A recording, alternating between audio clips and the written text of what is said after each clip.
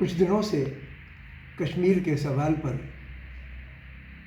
एक मूवी बनी और उसको लेके हल्की सी मूवी है, कोई ख़ास मूवी नहीं है, चले ना चले डजंट मैटर। लेकिन जिस तरीके से उसके बारे में प्रधानमंत्री और उनकी पार्टी और उनका संगठन हल्ला मचाए फिर रहा है, पूरे टेरराइज करता फिर रहा है सिनेमा घर वालों को, वो खौफनाक है। वजह ये है कि कश्मीर के सवाल में बहुत गंभीर मसला था कि 1.5 लाख कश्मीरी पंडितों को जनवरी 1990 में कश्मीर छोड़ना पड़ा। आज भी बहुत ज़्यादातर लोग वापस नहीं लौट सके।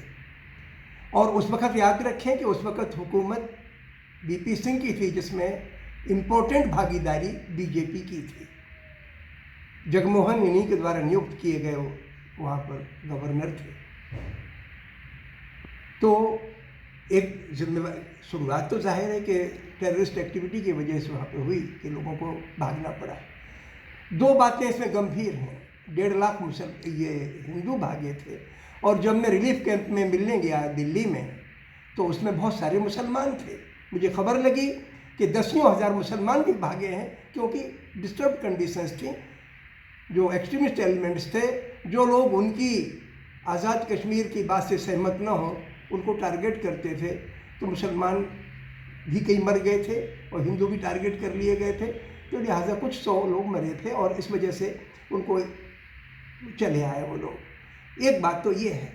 दूसरी घटना ये कि इस सिचुएशन में कश्मीर पहुंचा कैसे, तो एक वो गंभीर बात है। 1953 से लेके चीज़ें घटी, लेकिन लार्जली 2-3 साल पहले तक, 1990 से 2-3 साल पहले तक जो चीज़ें वहाँ डेवलप हुई, उससे एलियनेशन लोगों का सेंट्रल गवर्नमेंट की तरफ बढ़ा। ख़ासतौर से जो चुनाव हुआ उसमें रिगिंग हुई, उसकी वजह से ट्रिगर हुई चीज़।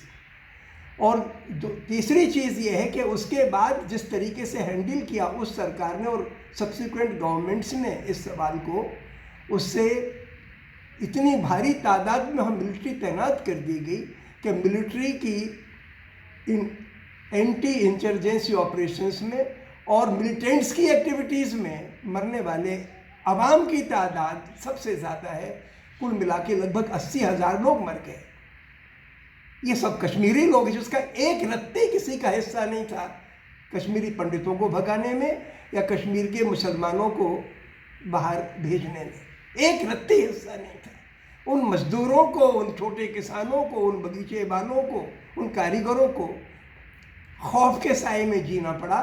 सस्पेशन पे उनके घरों की तलाशी ली गई, शक किया गया उनके भीतर। कहीं भी मिलिट्री जब 6 महीने से ज़्यादा तैनात की जाती है तो शक शुबा पैदा होता है मिलिट्री के खिलाफ और मिलिट्री के अंदर दूसरों के बारे में।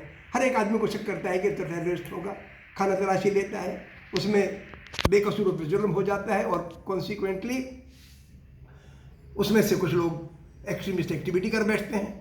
तो अब ये बाहर से खरीदे हुए आतंकवादी नहीं है, वहाँ पे हमारे ही बच्चे बन रहे हैं आतंकवादी, हमारी नीतियों की वजह से।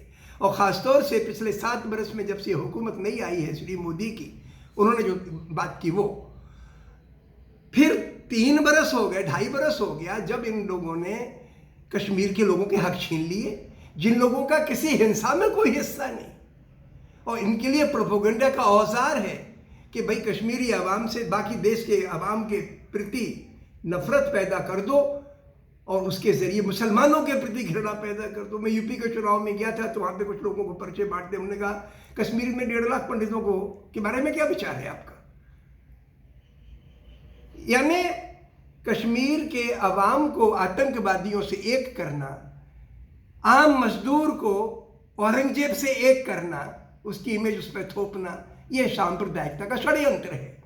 और हमारे प्रधानमंत्री इस बात की कल अपनी पार्टी की बैठक में सांसदों से चर्चा करते वक्त इसी बात को उठा रहे हैं कि सब सत्य को सामने लाना चाहिए।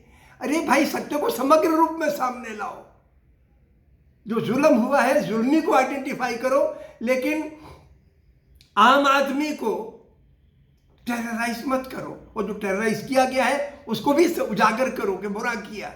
आप अपनी इस बात को भी उजागर करो कि आपने 370 खत्म करके वहाँ के लोगों के नागरिक ये राज्य के अधिकार को खत्म करके क्या किया।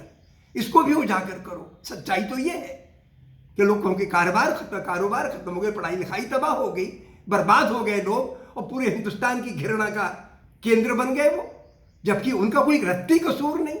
आज भी वही लोग एक दूसरे को मोहब्बत करते हैं, हिंदुस्तानी लोग वहाँ जाते हैं तो हमें तो इस सवाल की गंभीरता को समझने की ज़रूरत है, इसको जुनून जिंदा रखने का औजार बनाने की नहीं। ये सबसे बड़ी खौफनाक बात यह है कि हमारे हिंदुस्तान के अवाम को इस हुकूमत ने, जो सिर्फ व्यापारियों के और साम्राज्यवादी सोच के लोगों को आगे रखती है, इतना नीचे गिरा के रखा है कि लोगों को जलील करके बना दिया है। गरीब से गरीब आदमी में आप प्रोजेक्ट कर देते हो कि ये तो किसी आतंकवादी की विरासत है या किसी खूंखार बादशाह का रिप्रेजेंटेटिव है। जिस आदमी को हर कौम ने लूटा, हर राजा ने लूटा, हिंदू राजा ने, मुसलमान राजा ने, हिंदू व्यापारी ने, मुसलमान व्यापारी ने, और इनकी तादाद हिंदुस्तान के अवाम का, मैं 80-90% लोगों की बात कर रहा हूँ। इन लोगों के प्रति आप द्वेष मत रखो। कहने के लिए तो आप टारगेट कर रहे हो मुसलमानों को, लेकिन जाहिर है कि मुसलमानों में जब हिंदुओं के प्रति घृणा या हिंदुओं में मुसलमानों के प्रति घृणा होगी तो उनकी एकता टूटेगी, उनके सवाल ओझल हो जाएंगे और इससे उनकी बर्बादी बढ़ेगी, आर्थिक तबाही बढ़ेगी, शिक्षा का पिछड़ापन आएगा, लड़के लड़कियों के संबंध खराब होंगे, उनका सोच बिगड़ेगा। आप उनको बर्बाद कर रहे हो, गुलामी की तरफ ढकेल रहे हो, ठीक नहीं है। मैं चाहता हूं कि हम खुले दिमाग से सोचें। शुक्रिया।